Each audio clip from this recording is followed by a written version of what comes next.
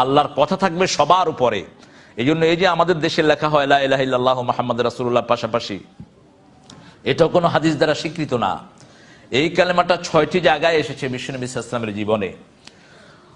বদরের পতাকার ভিতরে এই কালেমাটা ছিল, উহুদের পতাকাতে ছিল, খয়বর দুর্গের পতাকাতে ছিল, বিশ্বনবীর আংটিতে ছিল লা ইলাহা ইল্লাল্লাহু মুহাম্মাদুর রাসূলুল্লাহ। কিন্তু লা ইলাহা ইল্লাল্লাহটা ছিল উপরে, মুহাম্মদ রাসূলুল্লাহ ছিল নিচে। এটা পাশাপাশি ছিল না কখনো।